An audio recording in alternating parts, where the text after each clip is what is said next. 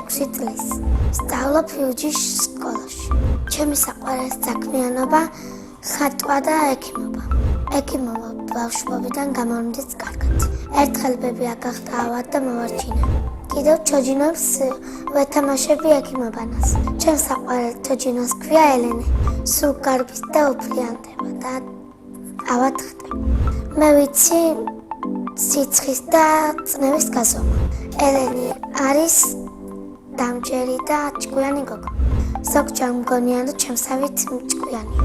ექიმობანას გარდაც მიყვარს გაშოშობანას თამაში. სკოლაში რო შევედი, უფრო შემიყვარდა სწავლა. ჩემი საყვარელი საგანია ქართული. საყვარელი მასწავლებელია ინგა ზოიძე. ხიარულია მიყვარს კიდევ ვათამაშება. რო გავისტები, მინდა გამოვიდე სპორტის მასწავლებელი. ბავშვობაში მინდოდა გამოსული ვიყავი ჩემპიონი. ჩემ კლასში ყველაზე მხიარულია დათა. ყველაზე ჭკვიანია ადელინა. ყველაზე მშვიდია დათო. მე ვარ ყველაზე ნიჭიერი და ბედნიერი. ახლა მინდა ვიყო 15 წლის, იმიტომ რომ მეჩქარება გასდა. ყველაზე უფრო მომეწონა როცა ვიყავი 5 წლის. ჩემი ოცნების საჩუქარია სტიჩი.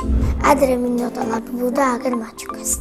სახლში ვცხოვრობ მე, მამა, დედა, ბებო და ჩემი 2 ძმა. კიდე მინდა მყავდეს 1 და. ჩემი ძმა არის 8 წლის და ქვია ანდრია. ის არის ცოტა ცელქი და ჭკვიანი. ჩემი აზრით ანდრია რო გაიზრდება, გამოვა ბეღბურთელი. მეორე ძმა არის 3 წლის და ქვია სანდრო.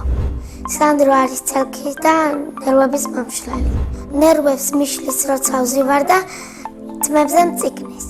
სანდრო ალბათ გამოვა ტრაქტორისტი. მამიკო არის ჭკვიანი, მხიარული და უშიშარი. დედიკო არის ლამაზი, პრანჭია და თბილი. ძალიან მიყვარს დედიკოს გაკეთებული სუპი. შუათა შორის მე ვაცხობ გემრიელ ნამცხვარს.